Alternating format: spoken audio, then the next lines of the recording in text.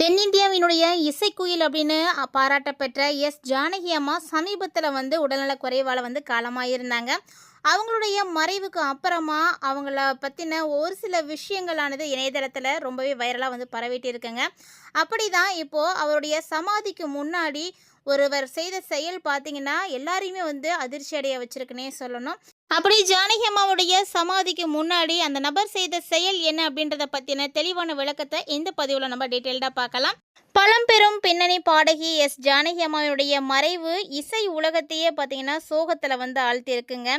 குடும்பத்தாரில் இருக்கக்கூடியவங்க மட்டும் சோகத்தில் இல்லை, இசை ரசிகர்கள் எல்லாருமே ஒட்டு மொத்தமாக யாரெல்லாம் இசையை விரும்பி கேட்குறாங்களோ அத்தனை பேருமே ரொம்ப கவலையில் தான் இருக்காங்கன்னு சொல்லணும். மேலும் இந்த டைமு அவங்களுடைய சமாதிக்கு முன்னாடி ஒரு ரசிகர் செய்த செயல் பார்த்திங்கன்னா எல்லாரையுமே பிரமிக்க வச்சுருக்குங்க. எல்லாருமே மிரண்டு போய் பார்த்துருக்காங்க. அப்படி தான் அந்த ரசிகர் செய்த செயலானது இருந்தது. அப்படி அவர் என்ன செய்திருக்காரு அப்படின்னு தானே யோசிக்கிறீங்க. அவர் ஒன்றும் செய்யலைங்க. ஜானகி அம்மாவினுடைய உடல் தகனம் செய்யப்பட்டிருக்கும் இல்லையா, அந்த சமாதி பண்ணியிருப்பாங்கள்ல, அந்த இடத்துக்கு நேரில் போயிட்டு அவங்களுடைய சாம்பல் கூட இன்னும் அணையவே இல்லை. அந்த அளவுக்கு இருக்கக்கூடிய நிலையில் அந்த இடத்துக்கு முன்னாடியே நின்றுட்டு தென்றல் எண்ணெய் தொடும் பாடலை அவர் ரொம்ப உருக்கமாக பாடியிருக்காருங்க. ஸோ இந்த வீடியோ தான் இப்போ சமூக வலைத்தளங்களில் ரொம்பவே வைரலாக பரவிட்டு இருக்குது. அதோடு அந்த வீடியோவுக்கு அவர் எழுதியிருக்கக்கூடிய பதிவும் பார்த்திங்கன்னா எல்லாரையுமே உருக வச்சுருக்குங்க. ஸோ ரொம்ப உருக்கமாக எழுதியிருக்காங்க. நான் 1 மாதத்திற்கு முன்னாடி ஜானகி அம்மாவுடைய வீட்டில் அவருக்கு அருகில் அமர்ந்து அவருக்காக பாடணும் அப்படிங்கிறது தான் அவங்களுடைய ஆசையாக. ஆனால் விதி வேறு மாதிரி என்னை இப்படிப்பட்ட இக்கட்டான துயரத்தில் என்னை கொண்டு நிப்பாட்டிருச்சு. இப்படி தான் உங்கள் முன்னாடி நான் பாடல்கள் பாடணும் அப்படின்னு விதி இருந்திருக்கு போல் அப்படின்ற மாதிரி அவங்க பதிவிட்டிருக்காங்க. அது மட்டும் இல்லாமல் கடந்த மாதம் ஜானகி அம்மாவை சந்திக்காமல் போனதுக்கான காரணம் அவங்களுக்கு கடுமையான வைரஸ் காய்ச்சல் ஏற்பட்டிருக்கு. ஸோ இந்த ஒரு காரணத்தால் அவங்களுடைய சந்திப்பு ஏற்படாமலே போயிடுச்சு. ரொம்ப நாளாக நான் எதிர்பார்த்துட்டு இருந்த அந்த தருணம் எனக்கு கிடைக்காமலே போயிடுச்சு, நிறைவேறாமலே போயிடுச்சு அப்படின்ற மாதிரி அவங்க பதிவிட்டிருக்காங்க. ஸோ ஜானகி அம்மாவினுடைய சாம்பலுக்கு முன்னாடி அவங்களுக்கு இறுதி அஞ்சலி செலுத்தணும் அப்படின்றதுக்காக ஒவ்வொருத்தருமே அந்த மாதிரி பாடல்களை பாடிட்டுருக்காங்க. அவங்களுக்கு பிடித்தமான பாடல்களை எல்லாம் கொண்டு அந்த இடத்துல நின்று பாடல்கள் மூலமாக இரங்கல்கள் தெரிவிச்சிட்ருக்காங்க. ஸோ அப்படி தான் இவங்க செய்த அந்த செயலும் இருந்திருக்கு. ஏன்னா அவருடைய உடல் தகனம் செய்யப்பட்ட இடத்துல நெருப்பு கூட இன்னும் அந்த சூடு கூட குறையாத நேரத்தில் அந்த அம்மாவுக்காக அவருடைய சாம்பலுக்கு முன்னாடி நின்று பாட வேண்டிய நிலை அவருக்கு ஏற்பட்டுருச்சு அப்படின்ற மாதிரி ரொம்ப உருக்கமாக பதிவிட்டிருந்தார். அதாவது அவர் என்ன சொல்லியிருக்காருன்னா, என்னுடைய வாழ்க்கையில் இதை விட என் மனசு உடைஞ்ச தருணம் அப்படின்னு எதுவுமே இல்லை, இதுக்கு மேலே இருக்க போகிறது கிடையாது, இதை விட வேறு என்ன இருக்க முடியும் அப்படின்ற மாதிரி அவர் ரொம்ப எமோஷ்னலாக பேசியிருக்காரு. ஆனாலுமே அந்த அமைதிக்குள்ளே நான் பாடின அந்த பாடல் இருக்கு இல்லையா, அதுதான் அவங்களுக்கு நான் செலுத்தின கடைசி மரியாதையாக இருக்கும் அப்படின்ற மாதிரி அவங்க சொல்லியிருக்காங்க.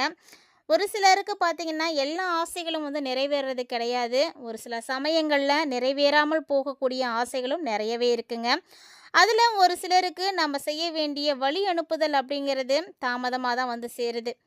ஆனால் ஜானகி அம்மா மீது நான் வச்சிருக்கக்கூடிய அந்த நன்றி, மரியாதை, விசுவாசம் அது என்றைக்குமே மாறவே மாறாது.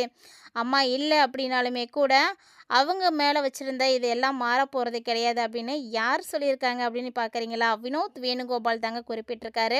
ஒரு ரசிகனா, ஒரு நண்பனா, ஒரு உறவினரா இந்த மாதிரி இரங்கல்களை தெரிவிக்கிறது அப்படிங்கிறது ஒவ்வொரு உடலுக்கும் நம்ம செய்யக்கூடிய மரியாதை.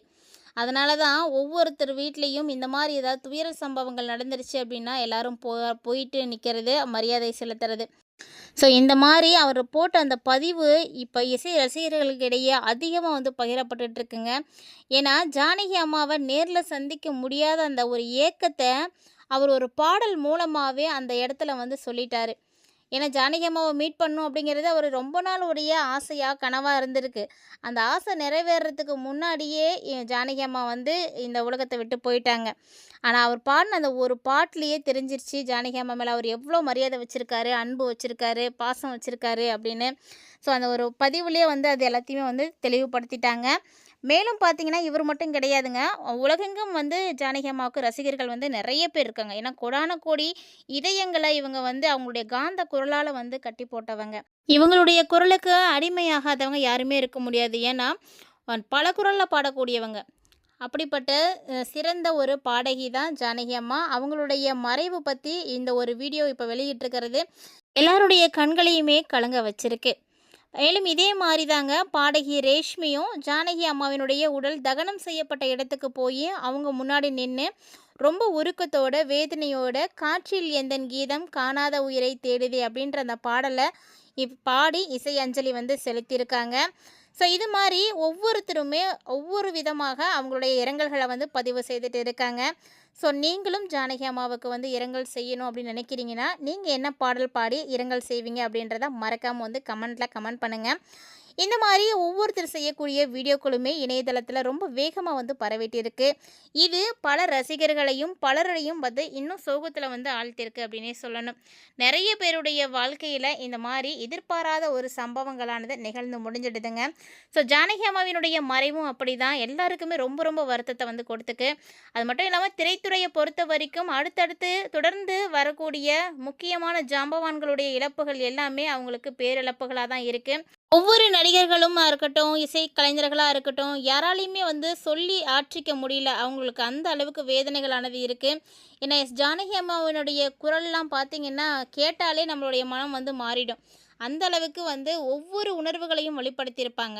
ஸோ, இடத்துக்கு ஏத்த மாரி, ஆளுக்கு ஏத்த மாரி பாடல்கள வந்து பாடுறதா இருக்கட்டும், உணர்வுகள வந்து மாத்தி பாடுறதா இருக்கட்டும். ஸோ, இப்படி எக்கச்சக்கமான வித்தைகள வந்து கையில வச்சிருந்தாங்க. ஸோ இவங்க சேகரித்த சொத்துக்கள் அப்படின்னு பார்க்கும்பொழுது, இவங்க நெறைய முறை வந்து பெருமைப்படுத்தி சொன்னது அப்படின்னா, அவங்க சேர்த்து வச்சிருந்த ரசிகர்கள் கூட்டத்த தாங்க.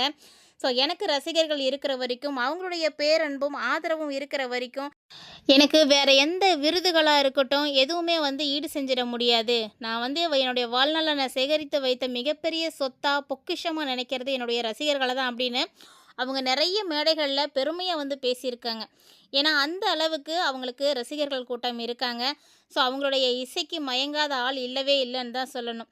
அந்த ரசிகர்கள் கூட்டத்தால தாங்க அவங்க ரொம்ப சீக்கிரமா வந்து வாழ்க்கையில வந்து முன்னேற்றம் அடைஞ்சாங்க. ஸோ, கடைசியா அவங்களுடைய வாழ்க்கையில நடந்த ஒரு சில சோகமான சம்பவங்களானது அவங்கள ரொம்பவே உருக்கிடுச்சுன்னு தான் சொல்லணும். அதில அவங்க பெரிய விஷயமா பார்த்தது அவங்களுடைய மகன். ஒரே ஒரு மகனான முரளிகிருஷ்ணனுடைய மறைவு தாங்க. ஸோ, அதிலேருந்து தான் ஜானகி அம்மா தன்னைத்தானே வருத்திக்க ஆரம்பிச்சாங்க. ஸோ, இன்னைக்கு நம்மளோட இல்ல. அவங்க இந்த மண்ணை விட்டு விலகி இருந்தாலுமே கூட, இசை எந்த அளவுக்கு வந்து வளர்ச்சி அடையுதோ, அந்த வளர்ச்சிகள் எல்லாத்துலேயுமே அவங்க கண்டிப்பாக இருப்பாங்க. இசை இருக்கிற வரைக்கும் அவங்களையும் யாராலையும் அழிக்கவே முடியாது. எல்லாருடைய உணர்வுகளோடையும் கலந்து இருக்காங்க. அவங்கள வந்து பிரிச்சே பார்க்க முடியாது. ஸோ, அப்படிப்பட்ட ஜானகி அம்மாவுக்கு நீங்களும் உங்களுடைய ஆழ்ந்த இரங்கல்கள வந்து மறக்காம வந்து பதிவு செய்யுங்க. இது மாரி இன்னும் நெறைய அப்டேட்ஸை நீங்க தெரிஞ்சுக்கணும் அப்படின்னு நினைக்கிறீங்கன்னா, மறக்காம நம்ம சேனலை சப்ஸ்கிரைப் பண்ணிட்டு ஃபாலோ பண்ணிக்கோங்க. மீண்டும் மற்றொரு சுவாரஸ்யமான அப்டேட்டோட சந்திக்கலாம்.